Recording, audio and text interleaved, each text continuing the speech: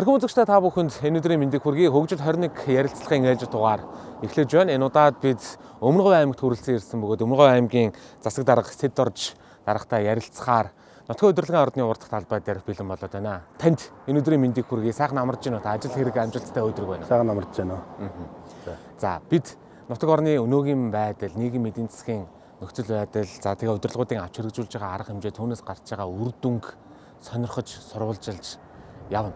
Тэгэхээр та бүхэн өнөөдөр нэг цаг гарны хугацаанд нэг ярилцаад олон нийтэд мэдээлэл өгөх энэ цаг завыг гаргасан тасдаггүй баярлалаа. За энэ цаг үед бол энэ ковид гэдэг сар тахлын их өндөр дэгдэлтэй юм айхтар цаг үе байна. За бид нар бол ковидтэй бол одоо хэр хүчиндээ хэр чинээгээр л тэмцэж байна.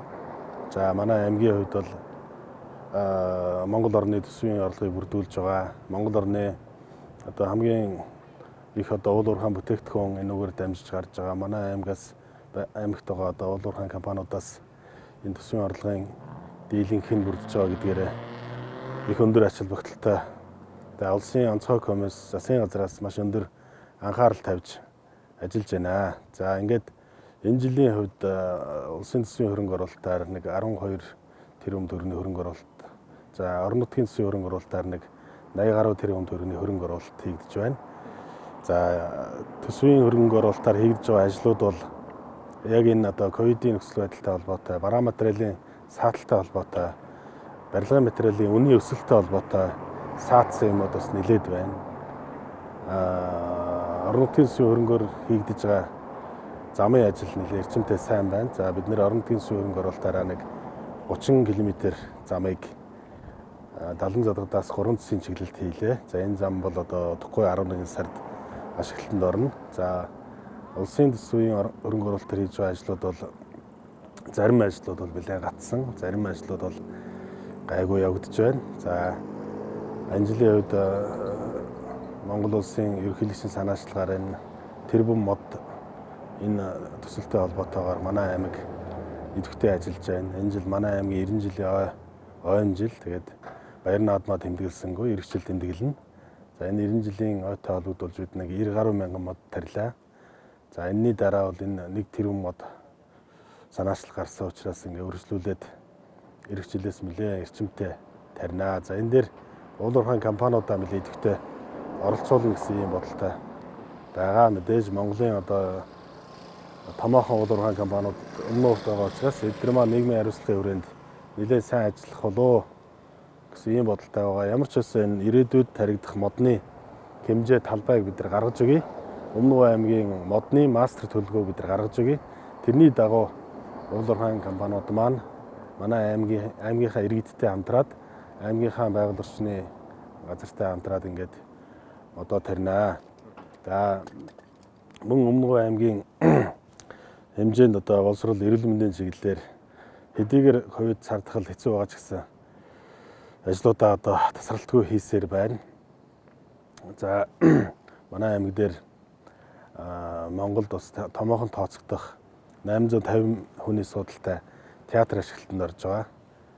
За нэлээд одоо том хэмжээний музей ашиглалтанд орж байна. За энэ музей театрыг яг одоо ашиглалтанд авах гэдэг ингээд бэлэн болцсон байна. Ингэснээрээ манай энэ аймгийн аялал жуулчлалын салбарт, соёл урлагийн салбарт томоохон хөрөнгө оруулалт болж энэ салбарууд маань энэ уул уурхаагаас хараат тусаар хөгжих тий ард иргэд маань энэ аялал жуулчлалаараа хөгжих манай аймагт энэ дотоод гадаадын жуулчид илүү их тав тухтай байх энэ боломжуудыг бид нар бүрдүүлж байгаа гэж бодож байгаа. Тэгээд бидний одоо гол зорилго бол энэ аялал жуулчлалаа дагсан, түшгэлсэн, үйлдвэрлэлийг дэмжсэн ийм бодлогыг төлхөө барьж байгаа.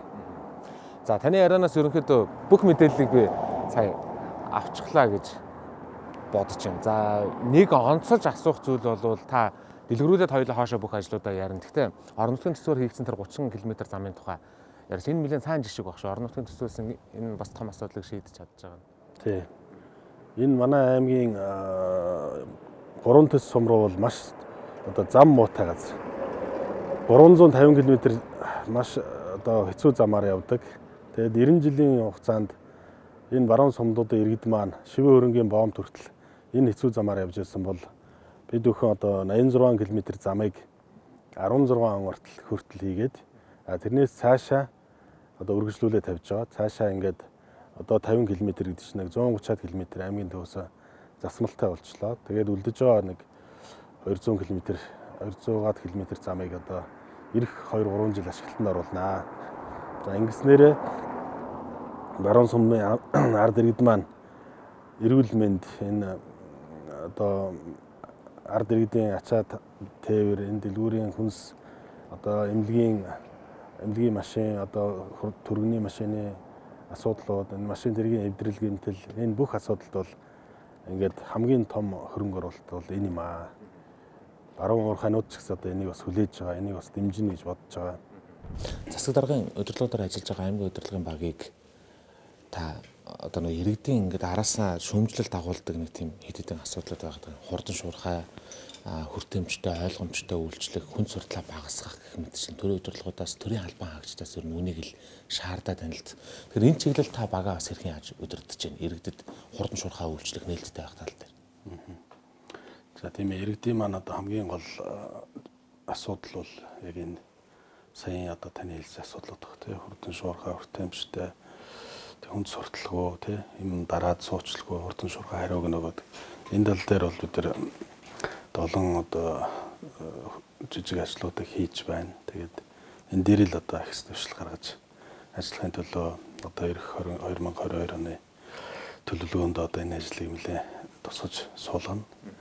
За одоо голж хэрэгжилж байгаа зүйл бол ер нь одоо энэ өрөөндөө байх хугацаанд ажлын цагаараа одоо гар утсаараа тий иргэдтэйгээ одоо тэр хэрэгцээт мэдээллийг нөгөх тий тэр шаардлагын одоо өсөлтийн хангаж өгөх энэ асуудлуудыг ялангуяа энэ ковидын үед бол энэ албаны өрөөний албан хуудасаар энэ ажлаа явуулж иргэдтэйгээ сайхан харьцаж энэ албаны асуулт хариултын ном ёсоор нь хариулахыг л одоо чухалчилж байна.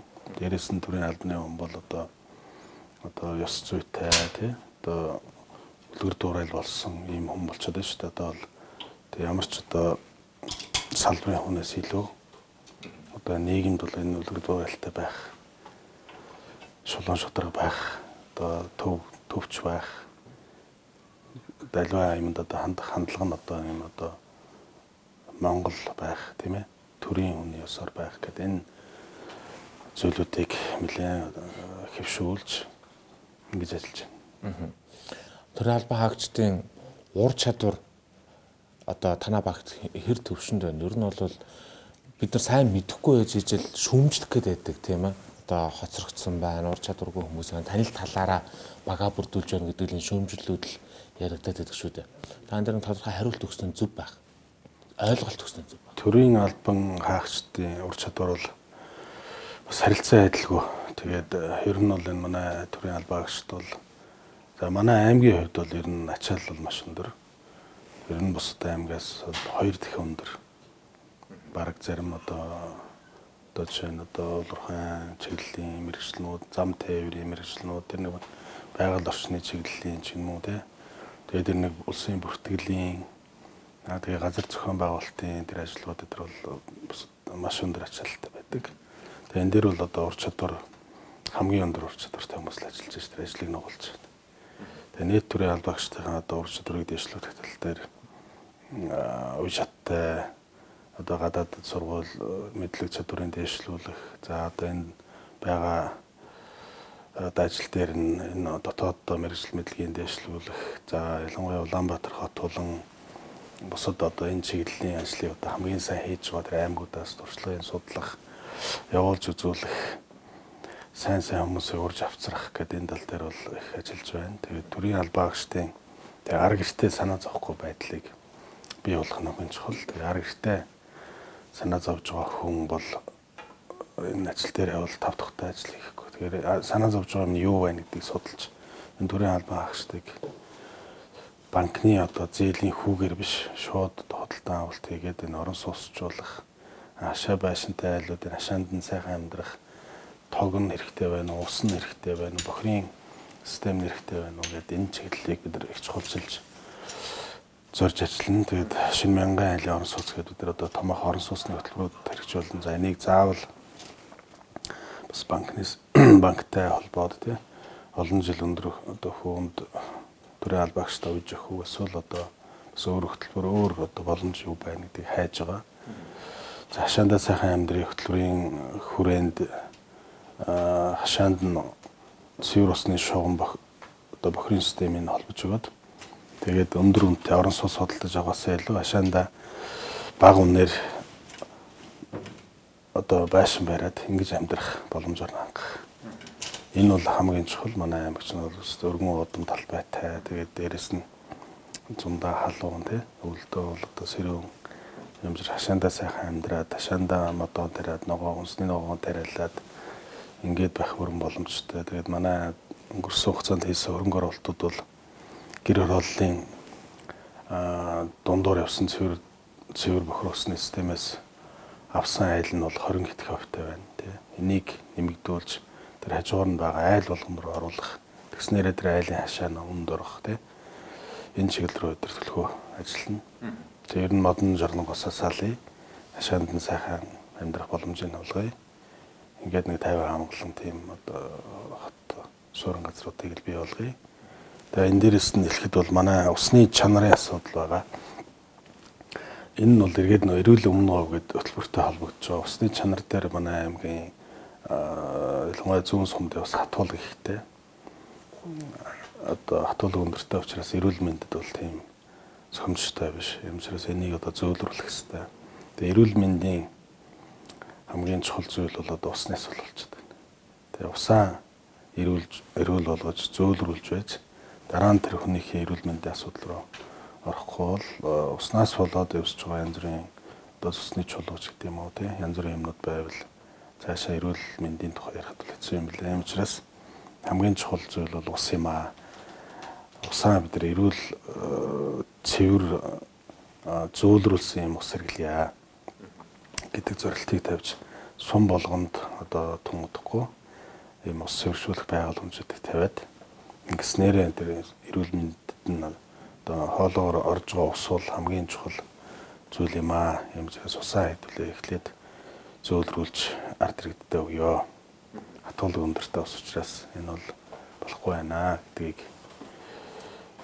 чухалчилж авч үзэж байгаа. Тэгээд ингээд төвсөрөн газруудаа эхний ээлжинд сумын төвөдөө аймгийн төвөө энэ цэвэр усны систем зөөлрүүлсэн цэвэршүүлсэн энэ усны системд холбоно. Дээрээс нь дулааны шуумыг бол заавал авчихгүй. Энийг бол нараар юугаар цахилгаанаар шийдэх бүрэн боломжтой байна. Дээрээс нь манай аймагт бол газын хувьсгал хийгсэн одоо бид өөрөө зорилттой явж байгаа. Нүүрсний давхаргын метан хийний хайгуул маш их хийгдэж байна. 4 том хайгуулын талбай манай дээр бий. Тэгэхээр метан хий гэдэг бол дээшээ одоо агаарл алдчихвал азоны давхаргыг нэмэгдүүлд цоолдог юм асуудал байгаа. Хэвээ далдуурхаараа орвол бас тэсэж дэлбэрэх аюултай. Юм учраас энэ нүүрсний давхрын метан хийг ахуйд ашиглах нь энэ үйлдвэрлэлд ашиглах нь эрчим хүчинд ашиглах нь бол айлал талдаа маш ашигтай юм төслүүд тун удахгүй бас үр дүнгээ өгж энэ цахилгаан халаалтыг нэмэгдүүлэх дээрээс нь метан хийг шууд халаалт эрхлээнд оруулах юм боломжтой болж байгаа. Тэр ийм зүйлүүдийг яаж тэгээ дээрээс нь энэ төвсөрөн газруудын агаарын бохирдлын асуудал байна. Хамгийн их бохирдолтой нь бол одоо зогсцээ 70 дот 2 байна. Энэ хоёр нэг нь одоо уулуурхаагаас болоод тоос шарандад дарагдсан. Нэг нь бол одоо яндангаас харж байгаа нөгөө нүүрстүүлж байгаа яндангаас харж байгаа. Энээсээ болоод бид нар агаарын бохирдлыг өмнө гоо гэсэн хөтөлбөрийг дэвшүүлж хэрэгжүүлж байна. Тэгэхээр айл болгоны одоо нүүрстүүлж байгаа янданг л тог руу шилжүүлье.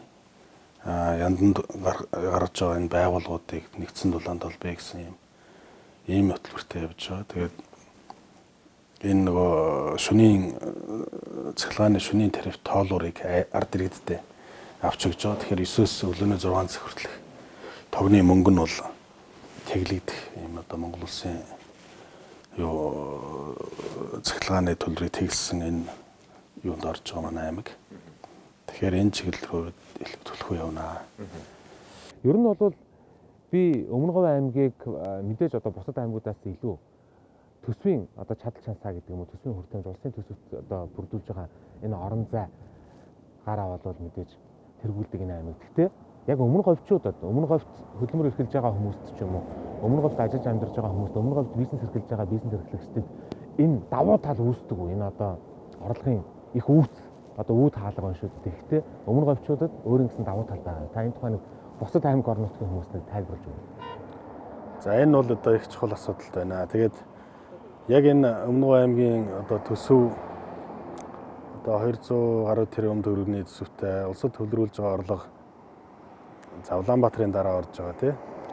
За эх онд бол 2022 онд шинэ хуулиараа манай улсад төвлөрүүлэх орлого бол одоо бүр өндөр болно. Одоо хүн амын орлогын албан татвар тэгээд аж ахуйн нэгжийн орлогын албан татварын 40% нь орон нутагт үлдэх учраас эргээд одоо улс руу төвлөрүүлэх орлого бол ашиг болж байгаа.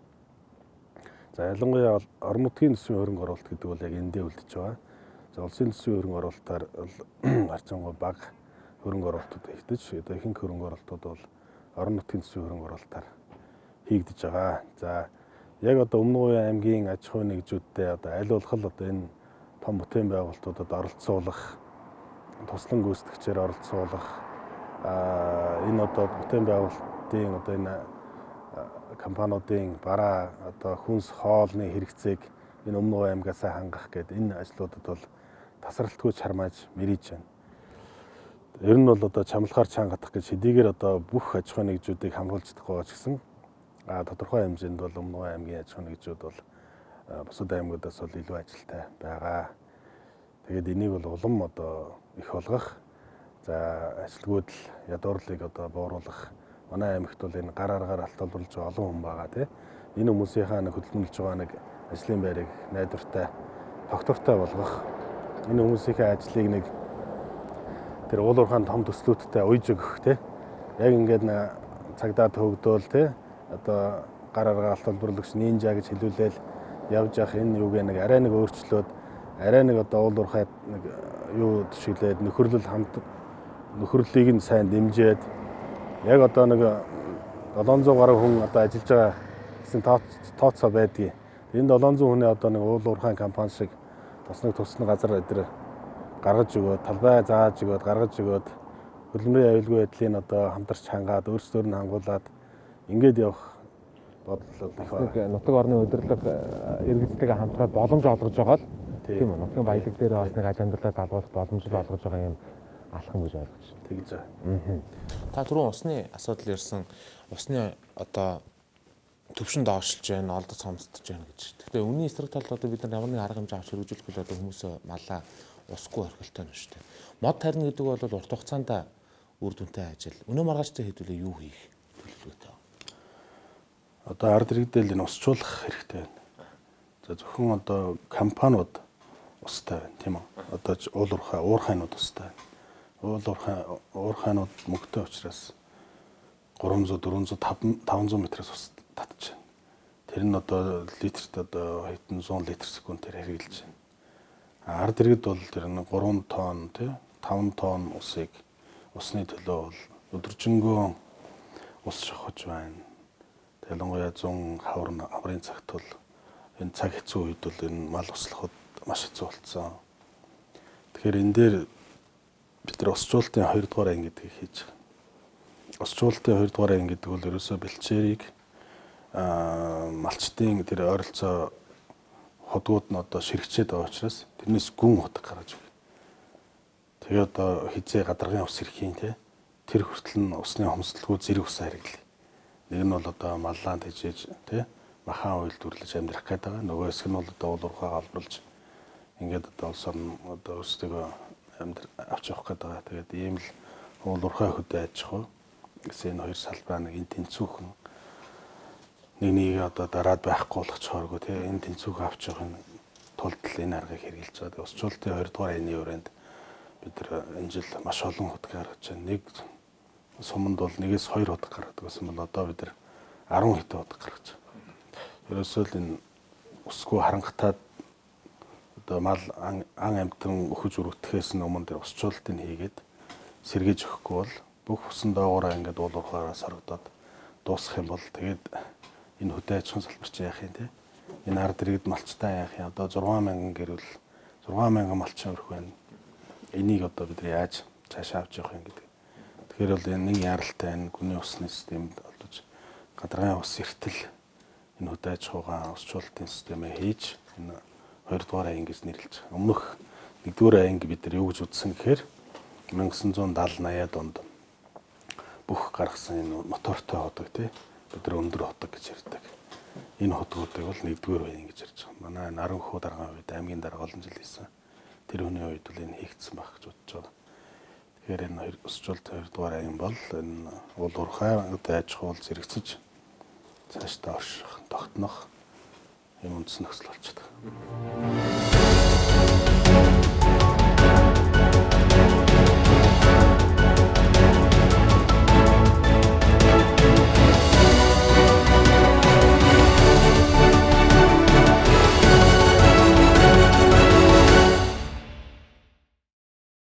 Өмнөговь аймаг бас одоо юу гэдгийг улсын өмнө хүлээсэн үүрэг хариуцлага өндөртэй байна.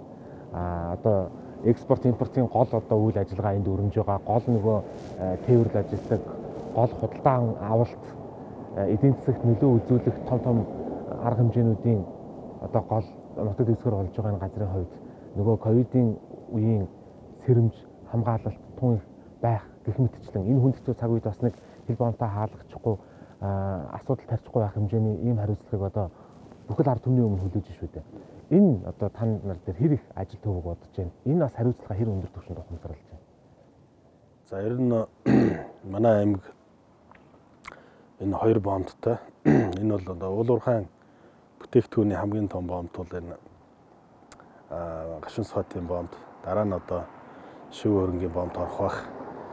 За энэ 2 боомтыг ногоон байлгах. Энэ 2 боомтод одоо эрэл ковидгүй байлгах энэ хилээр одоо уул уурхайн бүтээгдэхүүнүүдийг экспортыг саадгүй гаргах хятад улстай одоо энэ одоо өвчний талаараа харилцан тохиролцох гэдэг одоо маш хүнд ажлуудыг өнгөрсөн хугацаанд хийж ирлээ. Тэгээд аймгийн төсвөөс одоо 2 тэрбум гаруй төгрөгийг энэ ковидд зарцуулсан байна.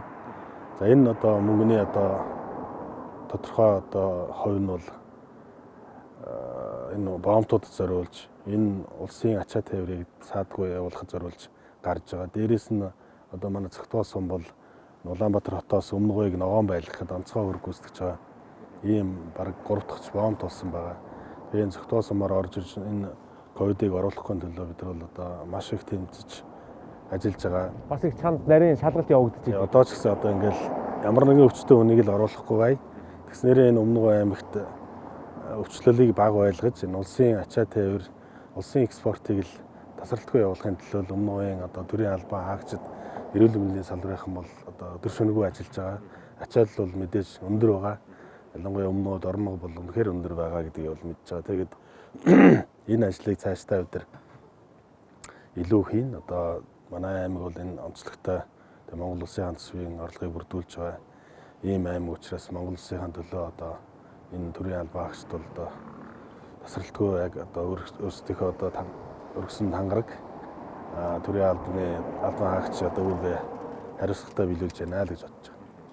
Үзэгч та бүхэнд мэдээлэл хүрэхэд тэр Өмнөговь аймаг руу ажлын шугамар ч юм уу хувийн шугамар нэвтрэх гэж байгаа бол эхлээд аппликейшнээр хүсэлт хийлгээгээд Smart говь цэг.com гэдэг сайтаар хүсэлт хийлгээгээд тэр хүсэлт нь бол маш түргэн хугацаанд хянагдаад зөвшөөрөл олгогддог юм байна л шүү дээ. Тийм ээ. Одоо 10 хэдэн хүн сууж байгаа. Тийм байна лээ. Ерөөсөө нэг 10 хүрхэн минутын дотор зөвшөөрөгөөд хариунууд нь ирж байна лээ.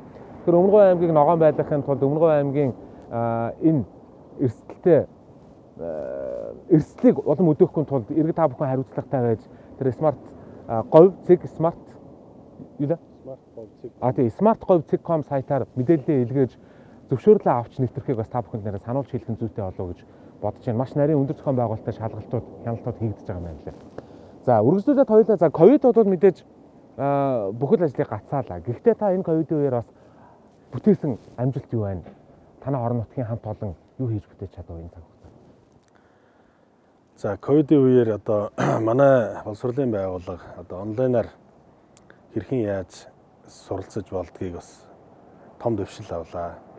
Онлайны дата энэ өрн телефоны операторуудаараа хамтраад өдөөний хүүхдүүд маань гэрээсээ хичээл хийдэг.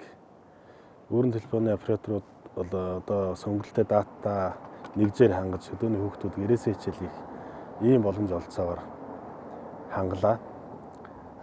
За багш нар маань ер нь одоо олон улсын хурал онлайнаар оролцдог байсан бол одоо бол ер нь өдөр тутмынхаа хичээлийг онлайнаар хийдэг, заадаг, техниктэйгээ тэр гар утас компьютертайгаа харьцахтаа одоо илүү сайн болж байна. За эрүүл мэндийн салбар бол заавал биеэрээ ирж эмчийн үгс хийхгүйгээр тодорхой зөвлөгөө юуг утсаар интернетээр одоо видеогоор дүрсээ хараад ингээд зөвлөгөө авчдаг.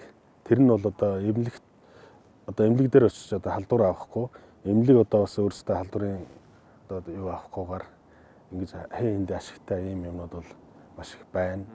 Тэгээд цаашдаа энэ вирус одоо хизээ дуусах нь бол тодорхойгүй байгаа учраас бид энэ одоо бас ковидоос бас ашиг тустай юмуд бас байгаа. Дээж монголчууд ч юм бол одоо байгаа нөхцөл байдлаа илүү амархан дасан зохицдог. Цаашдынхаа арга одоо ажиллагааг бол одоо маш сайн дүн шинжилгээ хийгээд явдаг учраас энэ тактикаа одоо монголчууд бид нар бол одоо олоод цаашдаа улам одоо илүү зохицож амьдрах байх. Өмнөговь аймгийн тухай ярихлаар бид нар тээвэр дажистик уул уурхайн тухай илүүтэй яриад тахаас 6000 малчин өрхийн тухай бас төдийлөн яригдахгүй үлдчихэд байна. Сэдв гаргахлаар л уул уурхайн тухай яригдаад байна. Малчин өрхийг дэмжсэн говь нутагт ялангуяа мал маллах гэдэг бол байгаль цагуурын хувьд ч тэр хөдөлмөр бэрхшээлийн хувьд ч тэр арай одоо хүнд хэцүүтэй бол тулж байгаа ийм хөдөлмөрч малчид бол энд байгаа. Тэгэхээр энэ малчин өрхийг дэмжих, малчин өрхийн аж амьдралын онцлогтон тохируулсан бас бодлого хэрэгжүүлэх гэх мэтчлэн ажлууд бол та бүхний бас том хариуцлага болж байгаа. Харин бол яг Монголын амьдрал бол энэ хөдөө аж ахуйн салбар бол хамгийн чухал салбар. Хөдөө аж ахуйн салбар. Тэгэхээр бид нар уул уурхай их хөгжсөн ч гэсэн яг одоо уул уурхай хаагдаал те. Жишээ нь одоо хил хаахтал одоо юугаараа амьдарч байгаа те. Амьдралыг ямар улсууд авч явж байгаа энэ одоо хөдөө аж ахуйн хүмүүс л авч явж байгаа шүү дээ. Тэгэхээр энэ 6000 малчин өрх бол хамгийн чухал. Тэгэхээр энэ дээр бол 6000 өрх дээр хамгийн их анхаарал тавьж бид нар ажилладаг. Удам залгасан залуу малчин гэж хөтөлбөр байгаа. Тэгээ малчин өрхүүд ингээд цөөрөөд одоо бус нутгийг зүүрээд ирэх юм бол энэ цаашдаа энэ Монгол энэ өмнө энэ говийн одоо нүүдэлчин соёл чи яах юм бэ гэдэг дээр бидний анхаарч аав ээж нь малчин бол хүүхдээ мал дээр гаргаж байгаа бол тэр гэр бүлийг урамшуулж 5 хамтаа гэрээр аймагаас шагнаж байгаа. За дээрэс нь манай аймаг бол тэмээгээр алдартай. Тэг хоёр бүхтэй тэмээний ер нь дэлхийн төв би нийслэл гэж ярьдаг те. Тэгээ энэ манай аймагаас ингээд хоёр тишээ явахаараа өвөр Монгол руу ингээд цөөрөө явцдаг. Тэг ингээд бусад аймагуд руу Монгол улсын аймагуд руугаа ингээд цөөрөө явцдаг.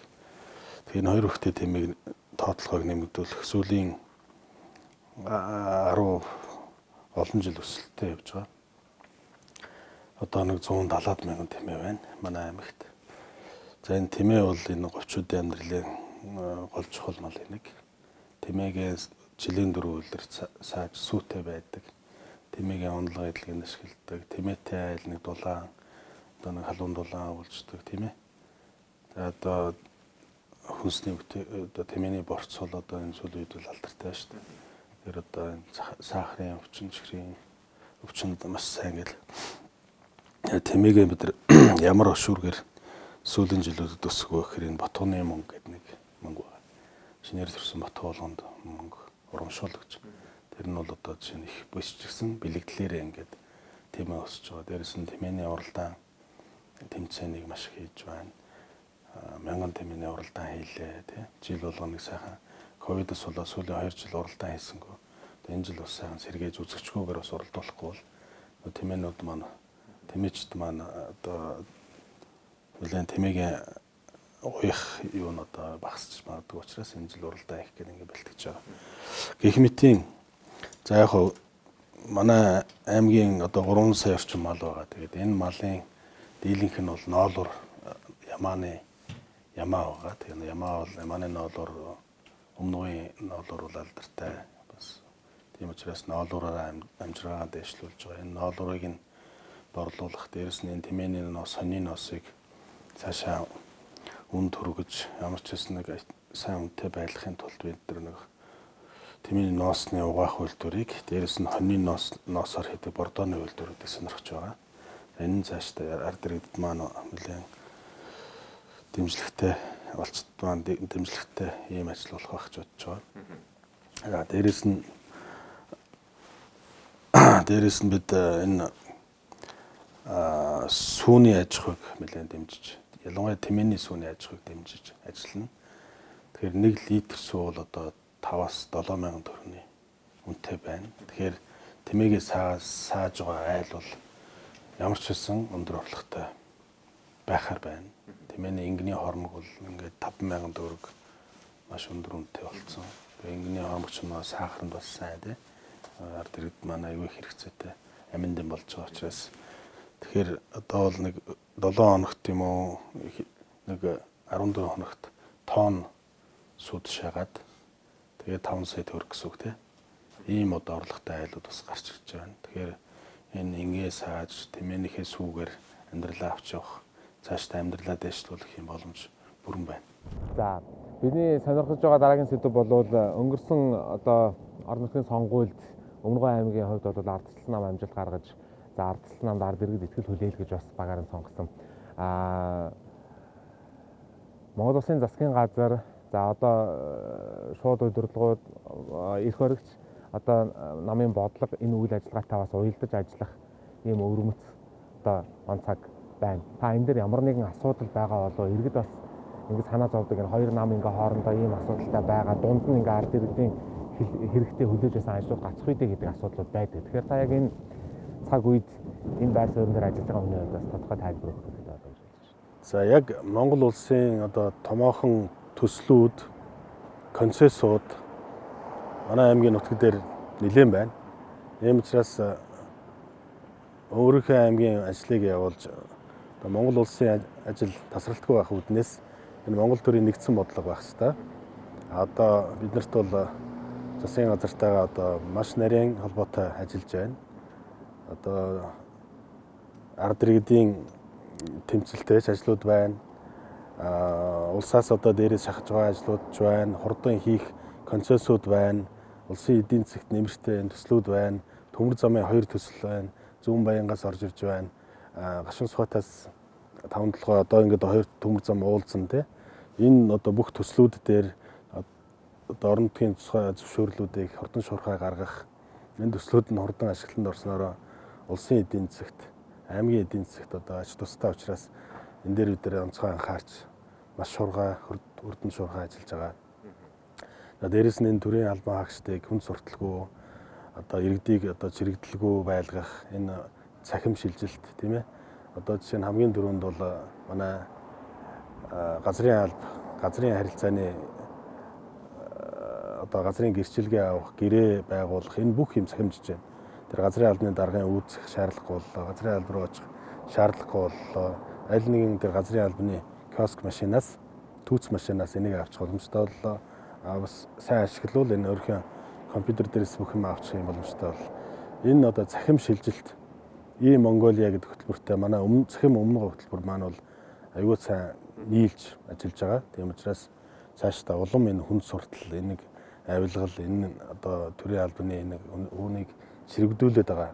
Ялангуяа энэ улсын бүртгэлийн ажлууд байна, хэлтсийн ажлууд байна. Тэр нэг газрын харилцааны ажлууд байна. Манай аймагт энэ газар авах гэсэн иргэд бусад аймагаас хамгийн их нь гэж яагаад тэгэхээр энэ газар авах гэдэг. Бусад аймаг бол зарим нь одоо газраа нэг одоо авдаггүй. Манай аймагт одоо энэ 30000 өргөдөл байгаа. Энийг одоо ингэж байршуулж дэд үтс толбох, энэ иргэдийг нэг санааг нь амраах гэдэг одоо олон ажлууд байгаа учраас энэ төрийн засгийн газрын ажилтай бол маш нарийн одоо хамтарч ажиллаж байна. Мөн дээрээс нь одоо уул уурхайн компаниуд маш олон байдаг учраас манай аймагт уул уурхай хариуцсан ганцхан мэрэгжилтэн байдаг. Энийг одоо нэг хилцс болгож явах гэдэг одоо засгийн газраас энэ эх оноо төсөвдөр суулгаад энэ 4 аймагт энэ уул уурхай хилцсийг байгуулахаар ингээд шийдэж байгааг бол бид их талархалтай хүлээж авч байгаа. Тэгэхээр одоо шар мэдэн дээр гараад идэг шиг олон нийтийн дундаас өөрөгдөд идэг шиг юм үйл ойлголцол гацаа болоод үүсгүүгээр л ажил урагшласаар л байгаа юм байна гэж байна. Тийм гацаа үүсэхгүй. За одоо хоёулаа энэ гадаа байгаа дээр экологийн асуудлуудыг бас ярих нь зүйтэй болоо гэж бодож байна. Өмнө говь болоод мэдээж бас говийн бүс нутаг. Гэхдээ хуурайшаалт энэ жилийн хувьд бол бас цаг агаарын онцгой үзэгдлүүд хэд хэд ажиглагдлаа.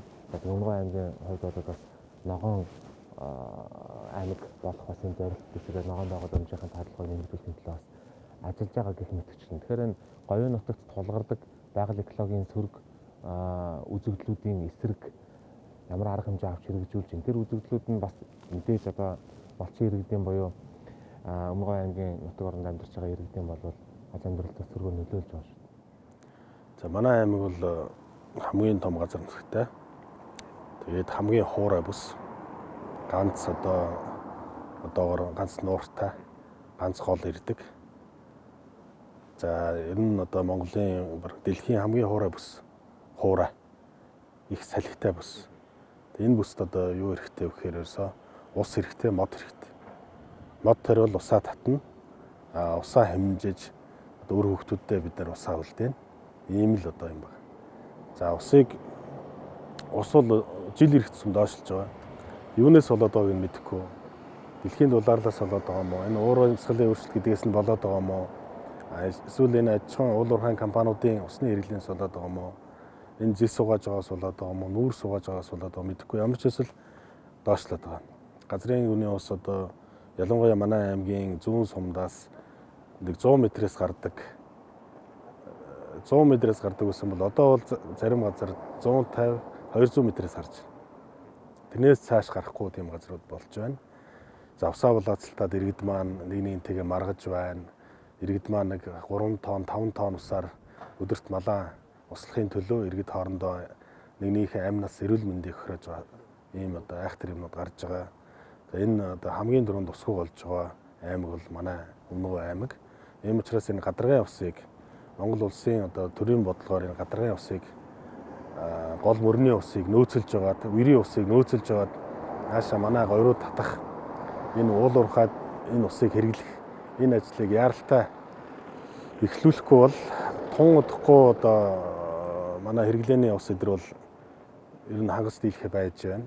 Манай цагаан хадан дээр гихт литр ус 50 төгрөг байна.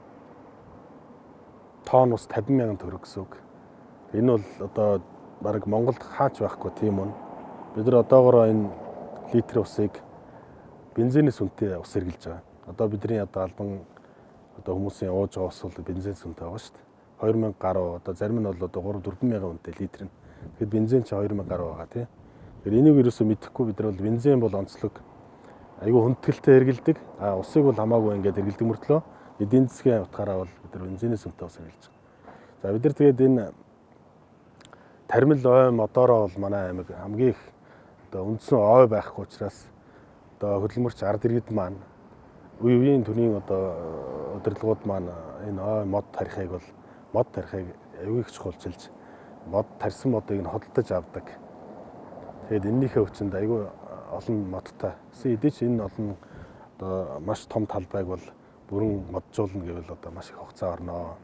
За ингээ ерөнхийлөгчийн санаачлагаар энэ 1 тэрбум мод бид нар 90,000 мод жил тариад аюул их гэж бодож байсан бол одоо 1 тэрбум мод гээд нэг компанид одоо хэд хэдэн сая төгрөгийн хэд хэдэн сая модны юм төлөвлөгөө өгчлөө шүү дээ. Тийм учраас тэр компаниуд ч өөрсдөө тэр төлөвлөгөөг авчлаа.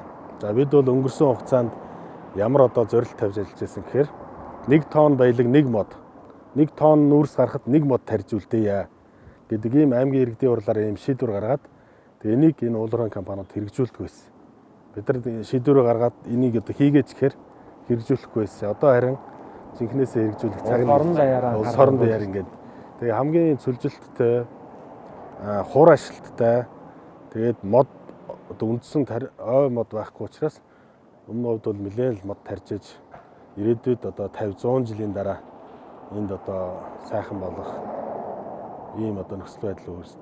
Энэ одоо Алтай нурууны энэ арц богдын өвөр хоолой салхи бол манай аймгийн нутгаар хамгийн их явдаг учраас шуурга ихтэй. Тэгэхээр шуургыг хаах тэр хөрсөн дээрх одоо бусад ургамлуудаа хаах энэ гол эмчнэр ерөөсөө мод тарих асуудал. Мод тэрвээ тариад ургуулчих юм бол эргээд усаа татдаг, чигээ татдаг ийм байдалтай л байгаа. За ярилцлагын төгсгөл би танаас нэг зүйлийг мэдэх хүсэж байна. Ер нь бол орон нутгийн хөгжил гэдэг бол одоо Монгол орны хөгжлийн бас нэг их том гарц. шийдэл байж болох талтай. Одоо бид нар Улаанбаатар руу төвлөрөх биш, орон нутгаа хөгжүүлж тэндээ аялахтай амьдрах бас бололцоог бүрдүүлж чадвал энэ одоо илүү аз жаргалтай Монгол улсын одоо ирээдүйн өнгө аяс байх. Та хувь иргүүнийхээ хувьд за яг энэ цаг мөчид бас бүхлөдөн 71 мянган хүн амтай Монголын хамгийн том газар нутагтай энэ аймаг орон нутгийг удирдах ажиллаж байгаа хүний хувьд ер нь орон нутгийн хөгжил гэдэг зүйлийг та хэрхэн харддаг? Энэ бол нэг зам тавиад барилга бариад мод бариад тариад байх зүйл юм уу? Эсвэл урт хугацаанд орон нутгийн хөгжил Монгол улсын хөгжилд ер нь ямар орон зайг эзлэх ёстой гэж та үздэг вэ? За их сайхан асуулт байна. Тэгээд орон нутгийн хөгжил гэдэг бол энэ энэ байгаль орчин экологийн тэнцвэрийг алдагдуулахгүйгээр л альва салбарыг л хөгжүүлэхийг л хэлэх баг. Уул уурхай бол уул уурхай гişүтээд тэгээ бүх юмаа уул уурхайгаар шийдэх гээд ингээд давхиад авах юм бол энэ одоо үзэсгэлэнд энэ хэдэн мянган жил хадгалж ирсэн үзэсгэлэнд байгаль энэ удаан амтан энэ соёл зан заншил уламжлал эдгэр чинь бол дэлхийд манай Монгол манай говьд бүгдээрээ алдартай шүү дээ. Тэгэхээр бид нар ингээд ийм хөнгөн одоо өөрийнхөө байгаа байдлаараа амьдарчих юм боломжийг ашиглахгүйгээр айгүй одоо байгаль орчин одоо хөдөө аж ахуйн салбараа одоо цааш нь шахсан байгаль орчноо доройтуулсан ийм салбарыг ингээд сонгоод явах юм бол бас болохгүй хаа. Гэхдээ ингээд альва юм чинь нэг дөрөв юу хэрэгтэй тийм ээ. Энэ уул уурхайн боломжн дээр дөрөөлөөд энэ аялал жуулчлал энэ байгаль одоо аялал жуулчлал одоо эцэмдсэн хөдөө аж ахуй энэ бусад салбаруудаа хөгжүүлэх дөрөв байж болох юм. Тэгэхээр уул уурхай дээр ялангуяа энэ гүний ус сэргийлж байгаа энэ уул уурхайн салбар дээр бол бидний орон нутгийн өмч гэдэг орон нутгийн өмчөд энэ компани аж ахуй нэгжүүдийг их төлхөөр хэрэгжүүлвэл орон нутагт хамгийн хэрэгтэй гэсэн миний бодол байдаг. Жишээ нь одоо суманд сумын иргэдийн хурлын сумын ард иргэдийн 51% эзэмшдэг тий. Тэр хөрөнгө оруулагч гадаадын байна дотоодын хүмүүс нь 49% эзэмшдэг. Хамтарсан ийм компани байгаад ингээд нийгмийн хариуцлагатай, орон нутгийн хариуцлагатай, байгаль орчинд ээлтэй ийм уул уурхайг хөгжүүлээд ингээд тэрэн дээрээ дөрүүлж цаашдын хөгжил дэвшилд орох боломжтой. Манай аймагт орон нутгийн өмчийн 5 толгой гэдэг ууган 5 толгой гэж ярьдаг. Энэ компани байдаг. Эннийхээ одоо хүчинд эндээс олж байгаа тэр ногдол ашигын хүчинд бид нар энэ зам харгуй, энэ гэрэлтүүлэг, энэ сумын төвийн эрчим хүчний энэ юмнуудыг одоо өнгөрсөн хугацаанд хийж ирсэн. Одоо энэ явж байгаа зам баруун тишээ уран руу явж байгаа зам бол бас энэ уурхайн ногдол ашигаар л хийж байгаа ийм л асуудал байгаа. Усны төлбөр нэгдүгээрт энэ орон нутгийн 5 толгой ногдол ашиг, хоёрдугаарт бол усны төлбөр гэсэн энэ хоёр зүйлээр л бид нар гол хөрөнгө оруулалтаа хийж ингэж явж байгаа. Тэгээд энэ сум болгонд аймаг болгонд нэг өөрийн гэсэн юм орон нутгийн өмчтэй компаниуд байж аж тэгээд орон нутгийн иргэдэн тэрэндээ хяналт тавиад ингээд тэндээс мөнгө олоод тэгээд нийт иргэдэн хувьцаа эзэмшээд одоо ашигтай ажилласан жилдээ одоо ногдол ашиг аваад эсвэл тэрийг хадгалаад өөр одоо ингээд өсөж үржүүлээд ингээд явбал маш боломж их байна. Тэгэхээр одоо байгаа баялгаа л гадаадын одоо энэ төрлийн одоо туслуудад ингээд өгөөл тий ингэх чухал биш. Хамтарсан байдлаар орон нутгийн хувьцаа гэдгийг гаргаж орон нутгийн өмчийн оролцоо гэдгийг тавьж иргэдний хяналт тавьж өөрсдөө иргэд нь бас шууд ашигтай энэ уурхай байгуулагдахад иргэдэд энэ уурхай байгуулагдаад жилийн дотор иргэдэд ямар юу өгөх юм яг ямар өгөөж өгөх юм те энэ юм чинь хэмжигдэхүйц байвал иргэдч дэмжиж хянаад явчихна хөөж ийшээ явах болохгүй шүү энэ одоо байгаль орчин болохгүй шүү энэ мал аж ахуй ингэж болохгүй гэдэг ингээд хэдэн талаас нь хянаад явчих нөгөө хоорондоо мөргөлдөж маргалдах биш тийм ээ тэгэхээр нийгмийн хариуцлагагүй байгаль орчинд ээлгүй тийм уул уурхайг бол ерөөсөө дэмжиж болохгүй манай аймгийн ийм бодлоготой одоо эхнээсээ манай зарим сумдууд 100% лицензгүй болж эхэлж байгаа тийм Сэврээ сум байна одоо араас нь Болгон сум байна тийм яг уул уурхай байгаад нэмрэг болчиход байгаа байхгүй тийм учраас тэр сумдууд бол за ерөөсөө л аялал жуулчлалаар явъя хөдөө аж ахуйгаар явъя гэсэн ийм бодолтой сумдууд эхнээсээ гарч ирж байгаа. За баярлалаа. Танд бидэнд мэдээлэл өгч бас энэ цаг зуугаа ажлынхаа хажуугаар ард иргэдэд болон за нутаг орныхаа иргэдэд бас мэдээлэл өгч засаг төрийн бодлогын үйл ажиллагааг бас танилцуулсанд баярлалаа. Бид одоо засаг дарга нартай уулзаад ерөнхийдөө засаг дарга нарыг одоо магтас цаашаахаас илүүтэйгээр яг л бодит байдал дээр ажил төрөл ямар байдалтай явааг л иргэд олон нийтэд хүргэхийг зорж байна. Мэдээж хүндрэлтэй цаг үе байна. Бас шийдвэр гаргах томоохон асуудлууд, ажлууд тулгамдсан ийм цаг үе байгаа учраас та бүгдийн ажилд бол тун их амжилтыг хүсье. За тэгээд мэдээж одоо таны ажил үүрэг бол цаг хугацаатай удахгүй бас олон нийтээрээ үр дүнгээ хилэлцэх юм цаг хугацаа ирнэ. Тэр үеэр бас эргэж уулзаж тэр үед ямар үр дүн гарч ив өнөөдөр ярьж ирснаас юу өөрчлөгдөж вэ гэдгийг хэдүүлээ хамтдаа бас ярилцах боломж олдох байх гэж найдаж байна. Баярлалаа танд. За.